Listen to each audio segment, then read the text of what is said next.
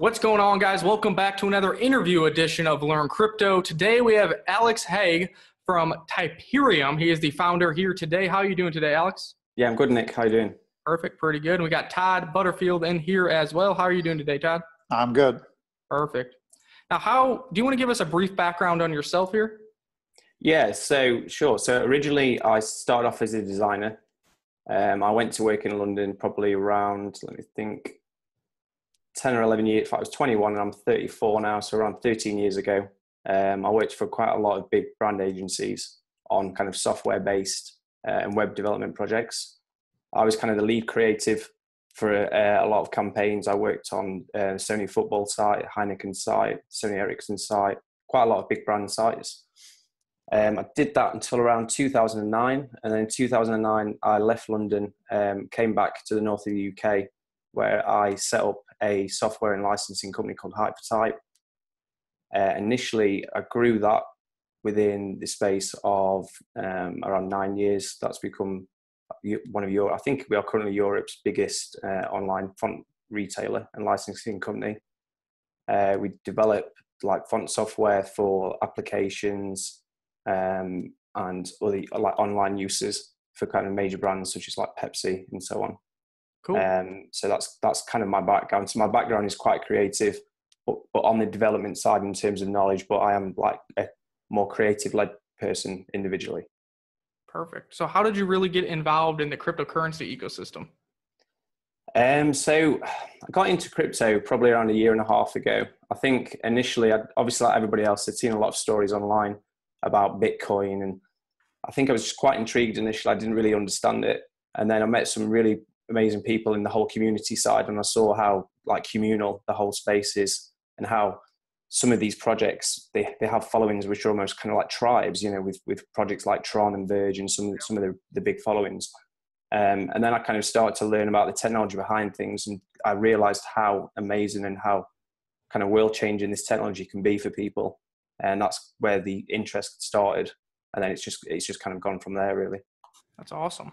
Yeah, I mean, everybody's got their own story. We've had people on here that have been in here since 2011, some more recent, but really everybody comes back to, you know, once they dig in and see the community behind this and really some of the potential use cases for blockchain, that's what gets their mind and idea going. And that's how a lot of these projects have started. And some of them are finding a lot of success and finally starting to have some real world applications, which I'm sure you're striving to do in the near future as well. So for some people who don't know anything about Typerium, now, guys, I did do a review on Typerium. If you want to check that out as well to get some more information, and of course, all of their links, their website, their Twitter, their Discord, etc., will all be in the description below, so you guys can do your own due diligence on this project too. Could you give us a brief overview of what Typerium is really striving to become? Yeah, so in my own business, I had a lot of problems, a lot of legal problems with intellectual property, the theft of people's content, and also the fact that the whole creator market itself is getting desaturated, basically. So you have people who small businesses to independent creators who, you know, they work on their craft and they're hugely passionate and this is what they live for. And it got to a point where I noticed that a lot of these people, their income, their revenue, you know, their livelihoods are just dramatically going downhill. So, you know, I'll give you an example. So I've worked with like a calligrapher, for example, for a few years now, and her software is really popular. So obviously her font software is used by a lot of the major brands, and a lot of her artwork is used by the major brands. But then overseas, there are a lot of people who will re-engineer that software and sell it themselves. And she had no protection, and there's a lot of people that have no protection. And then it got to a point in my own business, probably within the last 4 years, I started to notice that like piracy was becoming stronger and stronger. People, you know, they weren't willing to, well, certain individuals weren't willing to pay, and brands weren't willing to pay for software properly. They were downloading it illegally, using it illegally. And then I just started to get quite tired with this. I ended up having to take 4 or 5 like major global corporations to court, which was quite a stressful and quite an expensive process. And then it made me realize that, you know, the independent creator just has no protection. They have no way of protecting their software. And if for example, a big brand was to steal that software, all their design, all their artwork, you know, any kind of like digital media, basically, they just have no way of even attempting in most cases to, to challenge these corporations, because in terms of like the legal side of things, the corporations have, some of the best lawyers in the world. And typically what they will do is they will just keep sending you a letter back, send you another letter back. And for them, it's just part of their, their business model and their cost analysis. But for the independent creator, they spend a lot of time and a lot of money and end up out of pocket. And typically they don't have a 6-figure budget to take a brand to court. So then that kind of got me thinking about the blockchain and how, the blockchain is something that could actually provide real world authorship, real world, date of creation, real world tracking. And this really excited me. And this is something that I started thinking about a year ago. And I thought to myself, if we could build something that would protect the content creator, but also be able to provide them revenue in a way that is completely transparent.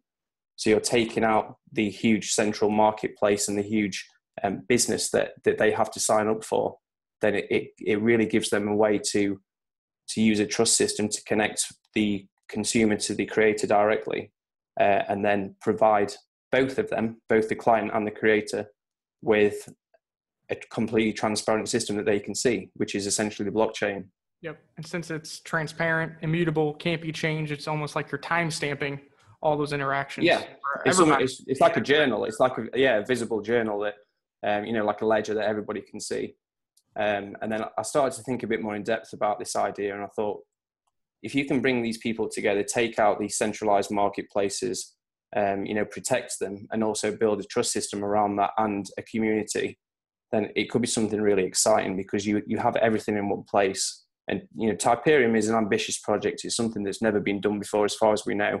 There is no single platform that has, a social media network integrated into it, a intuitive design software that allows creators to create artwork and other various mediums without, having to spend, for example, £1,200 on Photoshop, or go and do a year's, college course to learn how to use the software.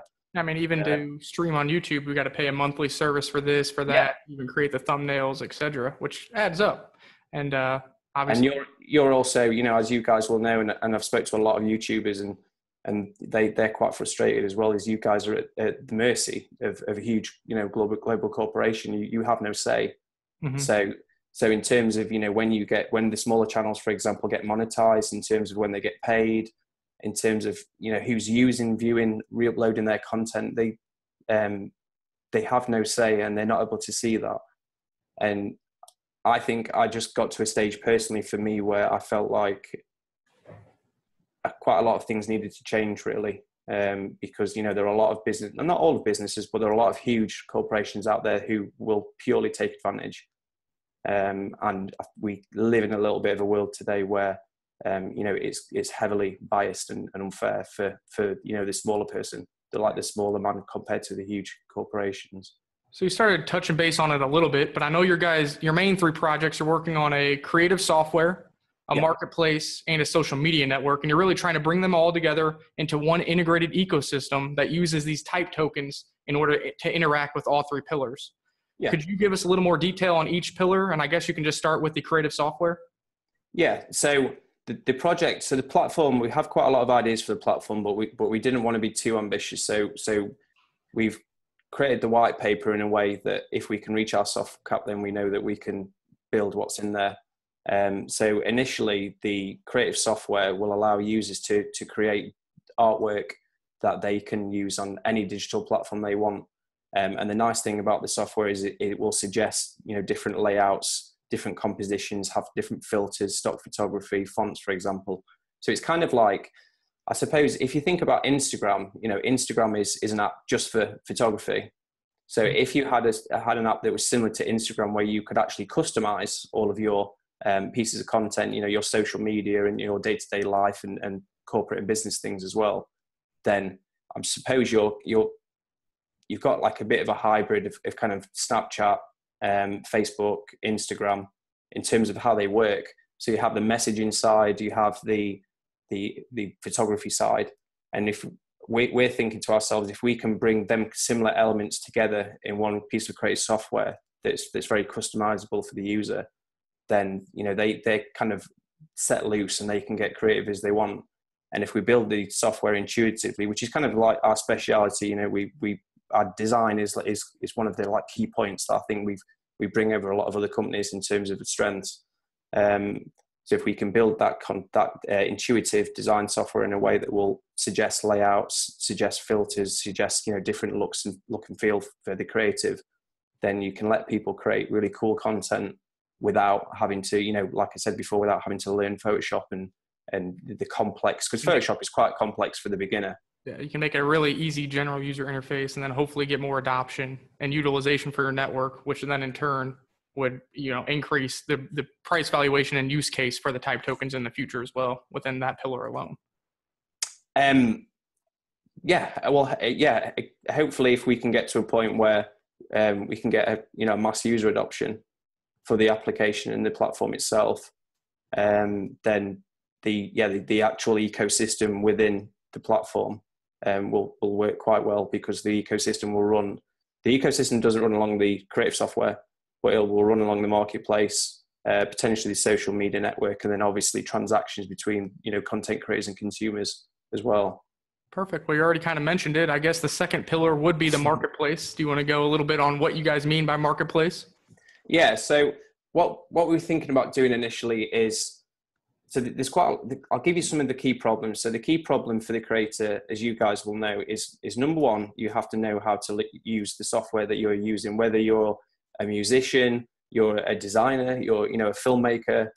You have to learn this, and you have to buy the kit, and, you know, it's expensive, it's time consuming.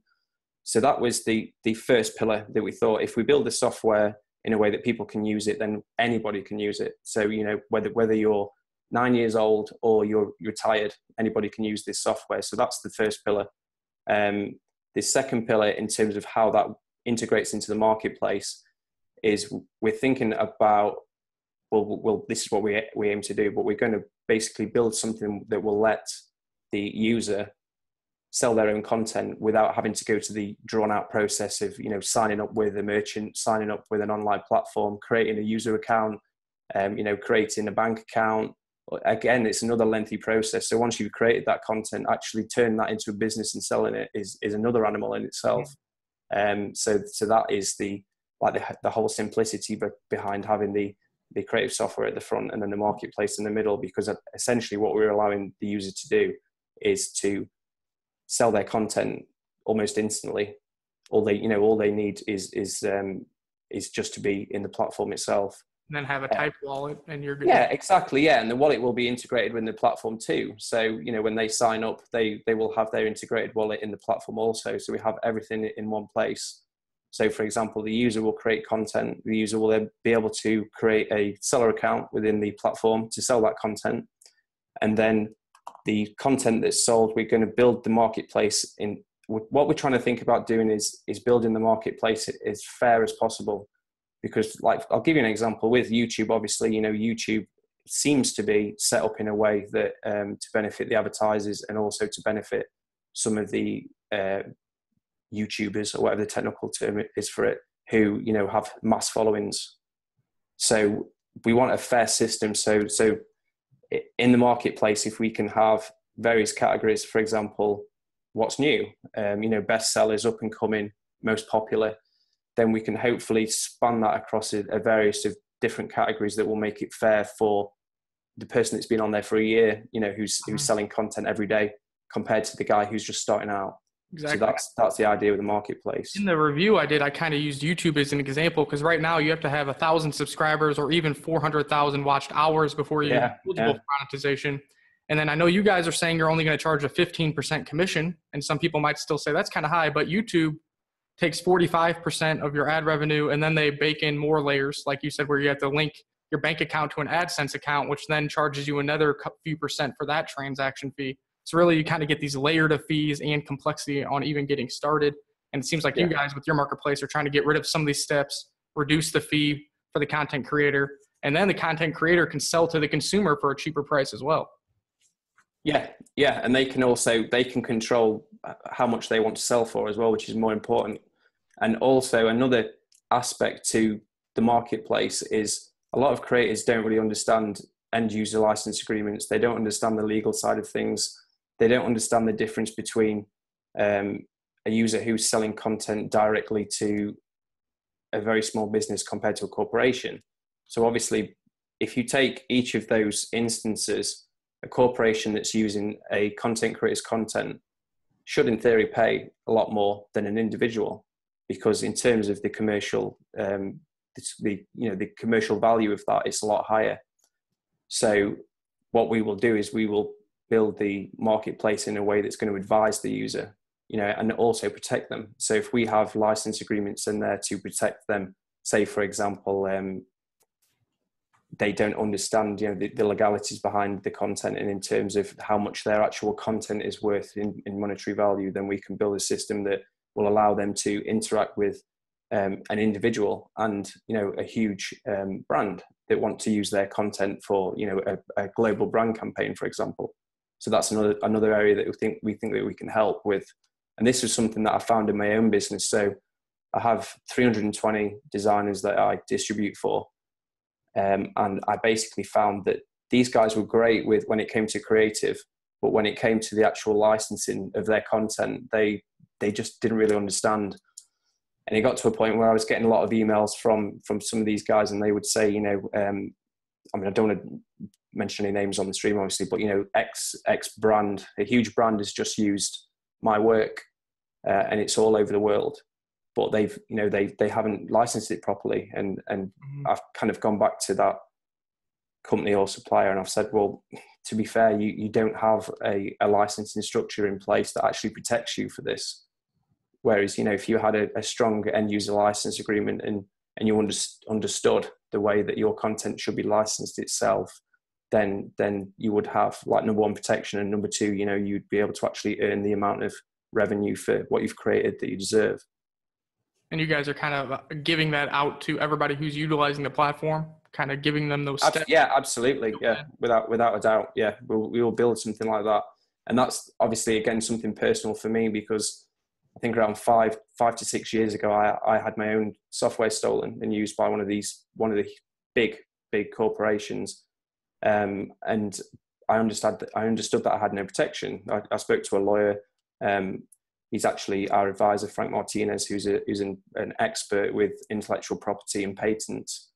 And he was kind enough to teach me and to kind of mentor me over the years to when it comes to intellectual property licensing, patents, and protecting the content. And then from there on, I understood the process and I understood what needed to be done, and the steps were put in place to protect a lot of users. But obviously there were a lot of users a lot of creators, that didn't adapt to that, and then in essence weren't able to protect their content if, for example, it got used or got stolen. So this project kind of hits home for you then, with the reason and the idea behind this, because you kind of lived through it, lost out on potentially a big payday there. So yeah. So I guess lastly is just the social media network. A lot of people, when you hear social media, the first thing you think of is Twitter or Facebook. Really, how is social media network going to be built into this ecosystem? What does it really mean? So we want to build a creative community, and what we want to do is we want to bring everyone within the platform together. I think this in a similar way that crypto brings everyone together.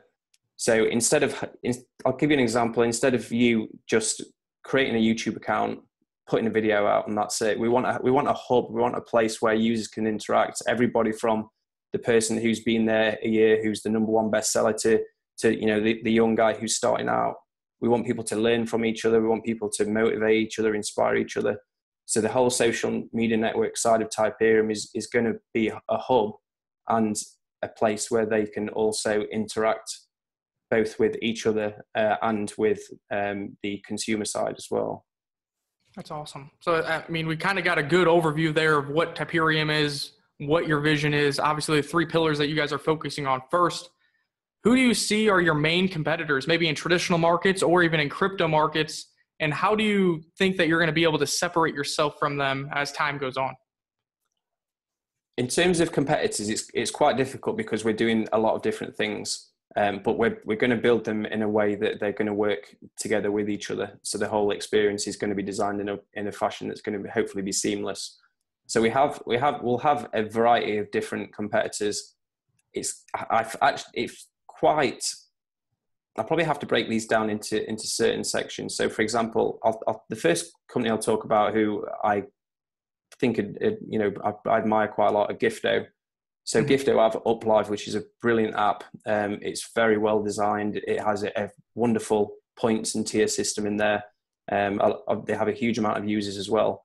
So essentially what Gifto is Gifto is a kind of gifting protocol for live streamers to send virtual gifts to each other. So I suppose they're quite similar in the sense of how that DApp is built and works together. And then on the other side, you've got probably companies like Steemit. So Steemit's, quite a big social media network. However, without wanting to bash anybody on a video, which I'm not, because Steemit are huge. But for me personally, as an individual, and for a lot of our team, we kind of looked at Steemit and we realised that development-wise, it's very good, but visually it seems to lack. And I think that's where we can stand out with our project. Is a lot of this space is early development, so you have a lot of developers, and it's similar to. It reminds me of the .com boom, where people were making these basic websites, but they were developers, they weren't creative. So you kind of had, I suppose, if you think of the analogy like the Ferrari, you had a Ferrari that came out of a garage that had been sitting there for 60 years. So you've got this beautiful engine which works, but in terms of the look and feel, it's a little bit, it's not that appealing. Mm-hmm. So I think that's where we can stand out. So that's the main thing. So probably maybe Steemit in terms of the actual social media side of things. However, our platform isn't just a social media platform. It's a hybrid of 4 different elements. Gifto is kind of a similar idea. That's kind of what I was going to say. Gifto we've talked about on the show before. Right now, I think it's more popular more in the Asian countries, because I think that element of gifting right now, culturally, there's a cultural difference there. Right now, it's really big in the Asian markets. It's kind of working its way west, obviously. I also was going to compare it to Steemit with what they got going on. I understand what you're saying. It is a massive project right now, has a large market cap, a lot of people using it. But really, the GUI and the general user interface really isn't quite there. Yeah. And then also I was going to compare you guys to Tron. Now the projects are a little bit different, but as far as how fast you guys are building up your community, the interaction you guys are getting over there, I think is very Tron-like to me. And they've made it this far, up to a $16 billion valuation, merely off a community, marketing, and then a vision. Really, a white paper is what they start, because they just now released their mainnet and starting to release some products. And I think it's been a year now. So, and they made it this far purely off of just building that community, building that vision, always reiterating that vision, doing interviews, going to conferences, etc. So that's kind of what I see from you guys. And obviously Poet as well. Poet is another big one, because they protect, I believe, is it writers? I think in terms of protecting their exactly. So they're doing a similar idea, but with text and with written content compared to, I suppose, visual content. Perfect.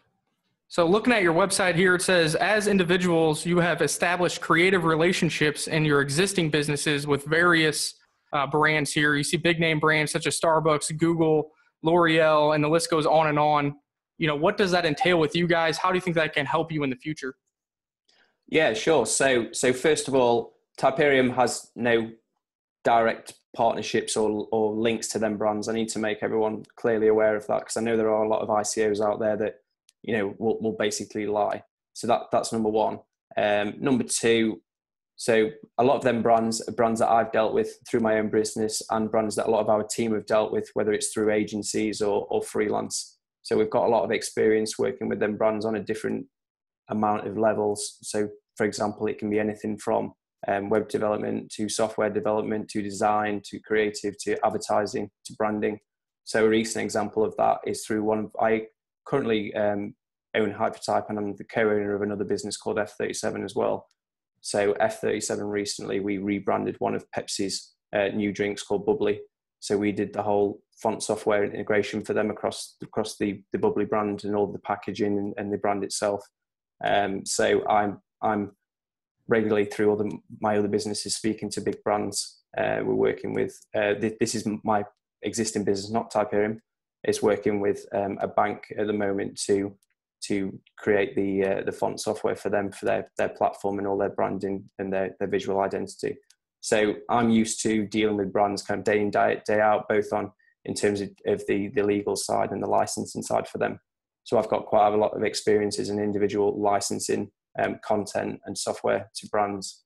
And then also in my early years, I've designed in agencies for big brands as well.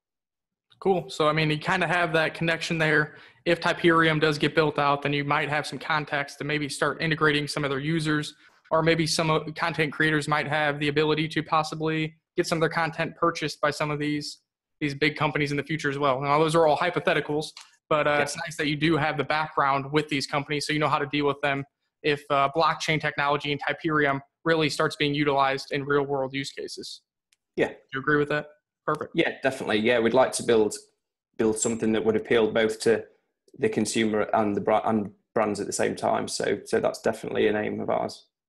So I've noticed that you guys have seen a continued huge growth across all your social media platforms, Twitter. What else you guys got? You got Twitter, Telegram, Facebook. Now, in my opinion, I think that is due to the bounty program that you guys are created, where you're really incentivizing individuals to become active community members. And in return, you're rewarding them with reward points and then in the end type tokens for, doing various tasks, following you on Twitter, retweeting, liking, commenting, hitting the like button on people's YouTube videos, etc. Can you explain a little bit on how the bounty program works and what it really is? Yeah, so when we started out, we tried to think of a way that we could launch Typerium without having to have huge seven-figure big budgets like some of the blockchain companies in Asia, for example, who have venture capital and who can throw a huge amount of advertising resource at these projects. So I think a lot of our team are quite switched on with different areas. Some of that is social media marketing as well. So what we thought initially we wanted to do is we'd seen communities within the blockchain space, such as Tron and Verge, who are huge, and the other huge projects, Litecoin and so on. So we wanted to set out to build a community. This was the number one for us, and we were thinking to ourselves, how can we do that with basically a budget that isn't as huge as some of these major companies? So the idea was to create viral marketing. So we decided to create the bounty campaign in a way to reward users who support Typerium, to give something back to them, and then to hopefully build a community around Typerium during our funding stages. So the bounty works to basically help us to create viral marketing and to get Typerium out there, as an idea into the space without having to spend, a huge amount of money on ad revenue, basically. And that seems to have worked really well. So we've got a lot of guys in the bounty who are from everywhere, every country you can imagine. We have a lot of people who, some of the guys don't speak very good English, obviously, because English isn't their first language. And we have everyone from all over the place. And the bounty campaign has kind of helped our social media to grow. So we weren't really kind of expecting this response within 5 weeks. So it's been 5 weeks since we launched the website, and it's been around, I think, 6 weeks since we launched the bounty campaign, and it's just gone better than we expected. I know on like May 5th, you guys had something like 8,000 Twitter followers, and now you're up to like 20,000 followers, just because that is one of the first tasks when you sign up with the bounty program is to, hey, follow us on Twitter, start retweeting, sharing, commenting, really get involved with the community, and then that way you continue to earn rewards. Now I'm looking at the bounty page right now, and it says, once you've signed up, you will be presented with a unique referral link. Click on the link and complete the other tasks to start accumulating points for your chance to win type tokens. So from my understanding of it, you get this referral link and you click on it, and then that kind of opens up another browser for you to start interacting with the type community and doing some of the things on the checklist. And those all kind of get cached and tracked. Is that kind of? Yeah. So you'll go to the bounty page initially. You'll sign up as a user, so you'll enter your name, email, and your MyEther wallet, for example. Once you get into the bounty platform itself, which is run by Viper, you'll see a list of tasks. A lot of these tasks are obviously social media integration. Social media interaction. and they help us spread our messages. So when we put a tweet out, or we put a Facebook post out, or we write something on Medium, for example, they help us to spread the word. And then within the platform itself, we have like rewards for people referring people to our Telegram chat, for people becoming like an active part of the community. And that's initially how it's been built. And in terms of what you were talking about earlier, Viper is a really good company to work with, because they will track all of the users' IPs. So we'll get a lot of scammers in the space who will try and create multiple accounts to obviously, steal the bounty, essentially pretending to have 50 or 100 accounts, which are individuals, but they're not. But Viper are very clever at tracking that through our IP and other methods. And we've had a lot of people in there who've been kicked out for trying to cheat. Yep. So that's quite good in terms of making sure that it's a fair contest for everybody. Yeah, I really think it's ingenious. And obviously, like you were just saying, the Viper software kind of runs in the background. You're not actually like posting this referral link out for people to click on, and which is what you see in like traditional affiliate links. But really, you're just utilizing this referral link, and then Viper is catching all your cash, all your interactions, and then giving you points based off those interactions, which then in the end, hopefully, you'll be earning some type tokens. Yeah, so the user has the ability to refer a friend to earn a small amount of points, but we kept the points down really low. So I think it's either 1 or 10 points for referring a friend, and you get 25,000 points for being part of Telegram or commenting on one of our Twitter posts. So we kept that down low on purpose, because to kind of combat that issue in terms of having just referrals everywhere, we wanted the person. The reason we've got so many tasks in the bounty campaign, which has been brought up quite a lot of times, and a lot of people have said to us, "Oh, we can't be bothered," is because we want loyal followers. We want a loyal community. We want people who believe in us. They can see on Telegram that we're interacting with them every day. Sometimes, we'll have guys on there from our team and the helpers as well. We've got like helpers in there who'll be out on there for hours on end. And we want to build a following and show people from day dot that, we're going to support them as much as they support us. And we'll be on Twitter. Any concerns, we'll address them. Obviously, we can't answer everybody immediately, which is what we get quite a lot, but we do our best to get back to people as quick as possible. So that's how the bounty campaign has been structured. And the bounty campaign has been pretty amazing, because some of the guys who've stayed till the end, they're in Telegram every day. We're chatting, we're having a good time, having a laugh as well, and talking about the projects and about life. And they've become almost kind of like digital buddies. Yeah. as well as Typerium. That's almost what happens with the YouTube channel too. A lot of the normal people who are here in the live show, you recognize the names. You guys keep up with what's going on in regular life outside of the crypto ecosystem. Yeah, and we've had people in there creating Typerium stickers and GIFs, and it is great fun. It's really nice to see. That's perfect. Well, I'm glad you got a chance to really explain what is going on with the bounty program. And once again, guys, this link will be in the description below. And if you want to participate in the Typerium bounty program, that's a way to get involved without actually having to, purchase the ICO or pre-sale, which we'll talk about here in a second. I think it says the contest ends in about 35 days. So they have about 35 days to participate, earn points, earn type tokens, and hopefully become an integral member of the community. Yeah. So the contest will end in either 35 days, which is when the ICO funding ends, or it will end when we've funded the project. It ends either one of those dates, which is on the website. Perfect. And the nice thing about the bounty, sorry to interrupt you, Nick, the nice thing about the bounty program as well is we have rewards from 1 to 100,000 users. So even for signing up, you'll receive 115 tokens. And then obviously the first place receives, I believe, 1.5 million tokens.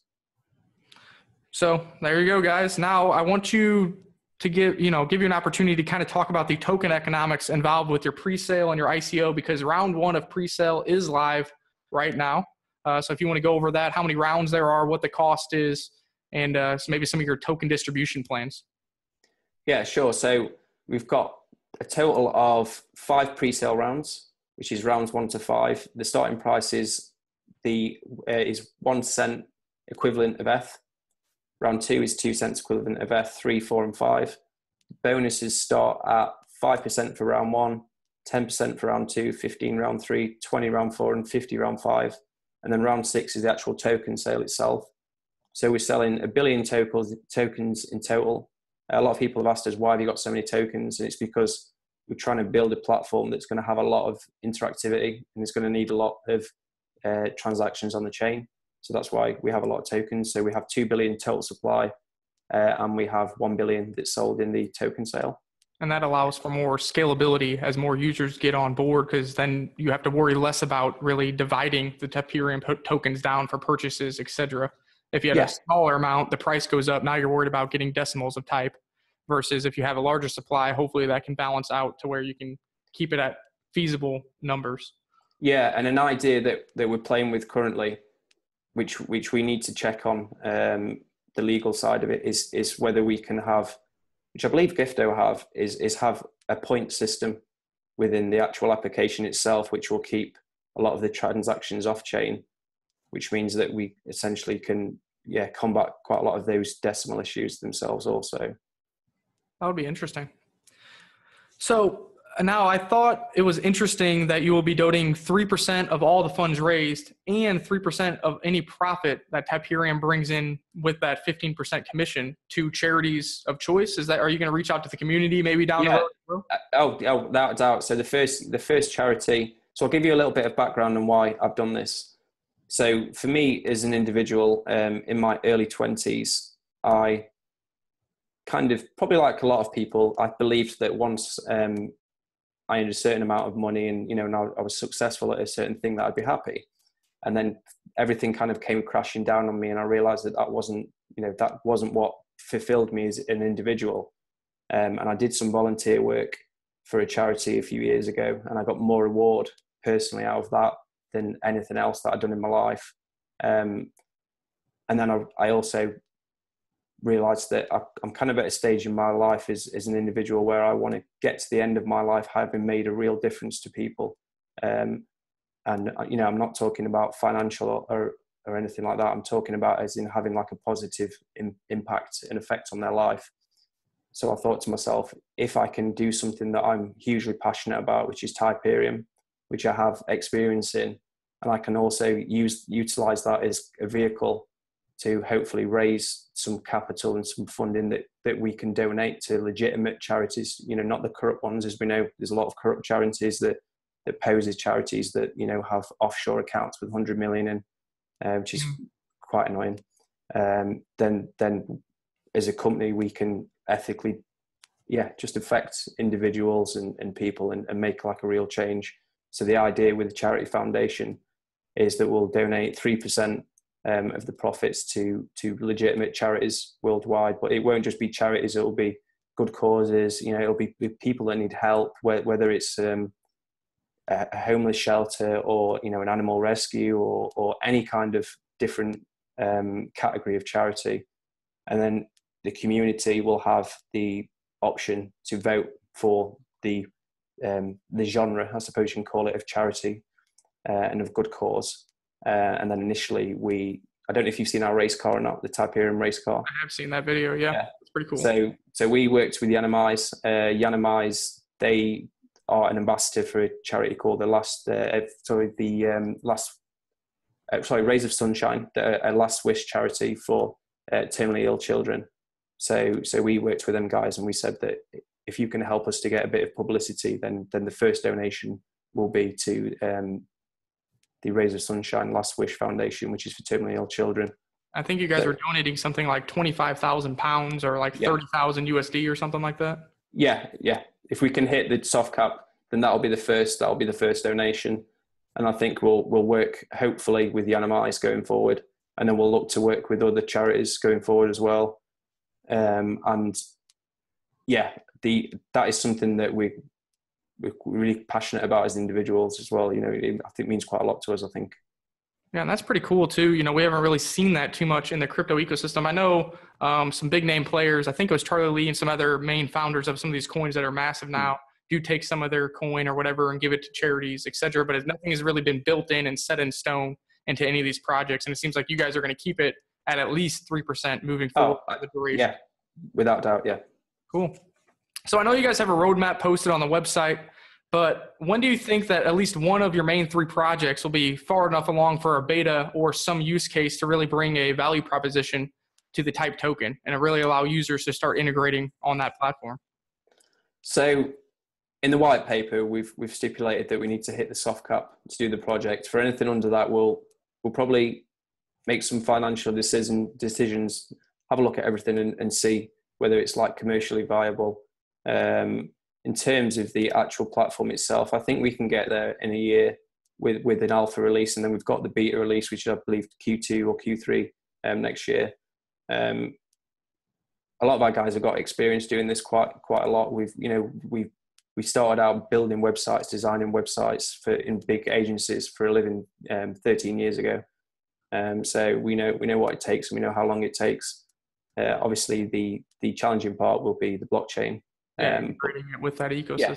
Yeah, but I don't think we're striving for anything that's too ambitious. So hopefully, within Q2, Q3 next year, I think we should have something pretty solid. And then what we want to do going forward is it's not a case of, here's the platform, that's it. We want to obviously refine and test and improve. So as you'll see in the alpha version, we talk about user testing, getting the community, getting actual, user testing companies to have a look at everything and to just strengthen and improve everything constantly as well. That seems pretty feasible too. You guys aren't out here saying, hey, we're going to have it by next quarter. You're giving a relatively we need to be realistic. A reasonable timeline. Definitely. We need to be realistic to build something that's of high quality. So overall, I think Typerium is looking to solve a real world problem of centralized social media platforms and content creation platforms. And I think you're really on the right track with the massive growth of your social media platforms, your community, et cetera, your team composition. Like you said, you guys have a lot of background in this. Obviously, I went through, you guys have like 12 or 15 people listed on your website. I went through all the LinkedIn just to kind of see, that you guys aren't throwing up a bunch of random marketers or something. You yourself are the CEO of a couple companies that are all fall into the same space. And you got a lot of people who have been working with blockchain in the past as well. And you guys have that solution roadmap out there, like we were just talking about, where it does seem feasible. The timeline seems appropriate, and you're constantly going to be updating the community. It looks like on a quarterly basis, you have something coming out every single quarter. Is there really anything else that you wanted to mention about Typerium or let people know?